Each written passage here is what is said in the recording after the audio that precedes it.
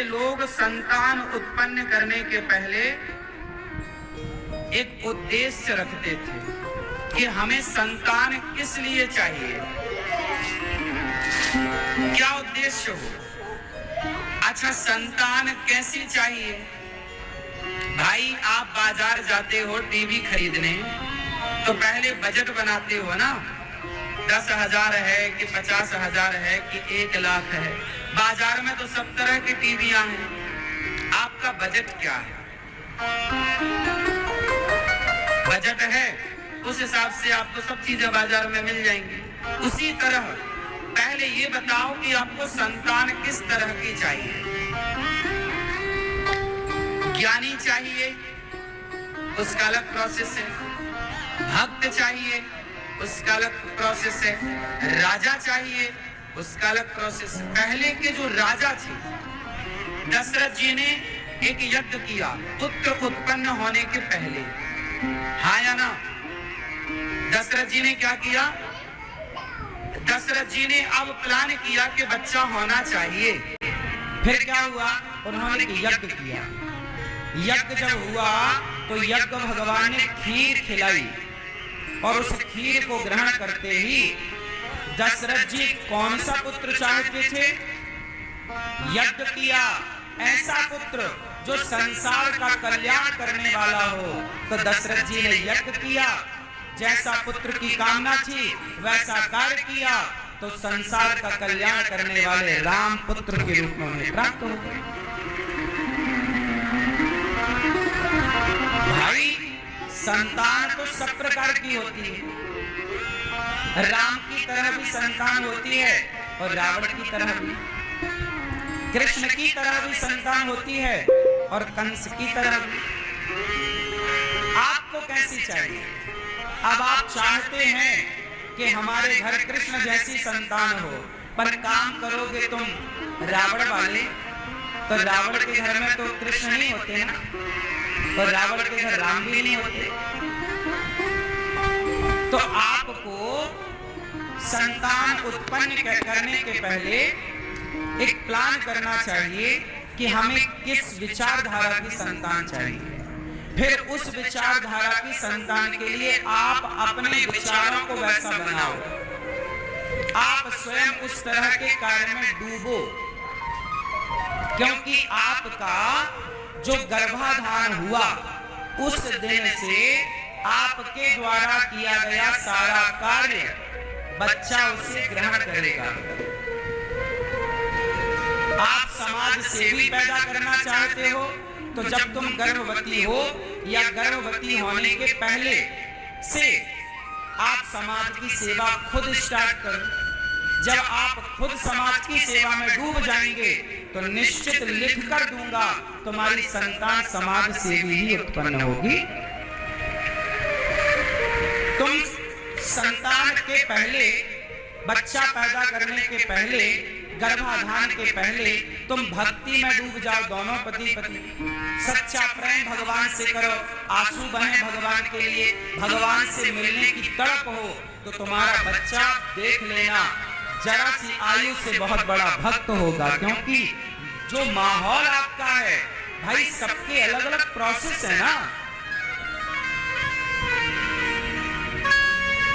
अब तुम्हें संतान तो चाहिए अच्छी, पर तुम काम करते हो बुरे, दिन भर लड़ते हो, तुम दिन रात भोग विलास में उलझे हो, और तुम संतान चाहते हो बिंदास, कैसे होगा?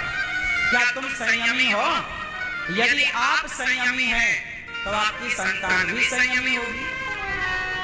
आप संयमी नहीं तो फिर आपकी संतान से आप उम्मीद क्यों कर रहे हैं कि वो संयमी हो?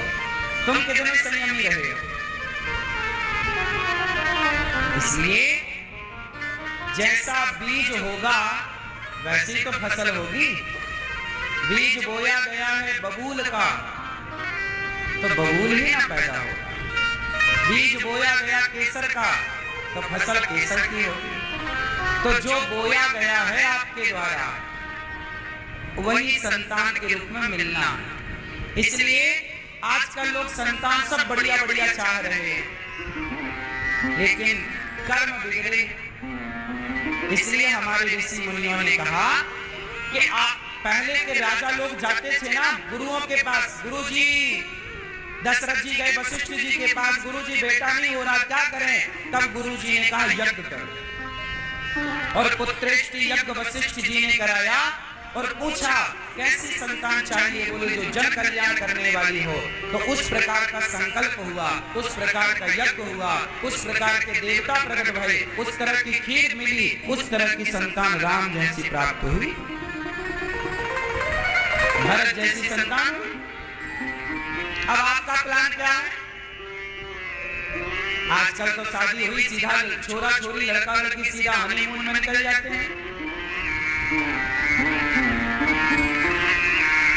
उन्हें कोई यज्ञ से, कोई पूजा से, कोई पाठ से, कोई घर की पूजा पाठ से, कुल देवी कुल देवताओं से कोई मतलब नहीं। पूजा से तो वो बड़े दूर हैं।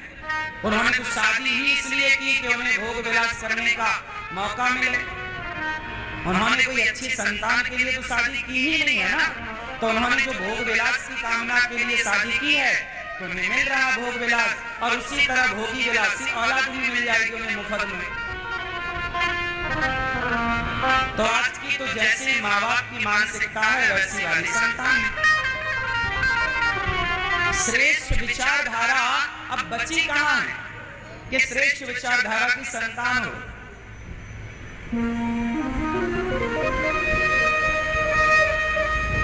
ये बातें आप मानो ना मानो पर बहुत मायने रखती है। यही बातें काम करती हैं, यही विचारधारा श्रेष्ठ, जो जिनकी संतान श्रेष्ठ हैं, निश्चित उनके माँ बाप का आचरण सबसे अलग होगा।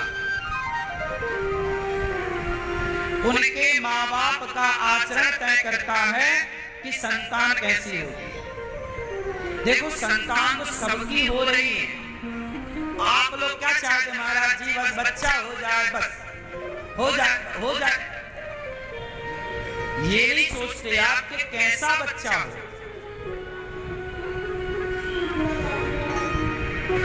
लायक हो कि ना लायक हो।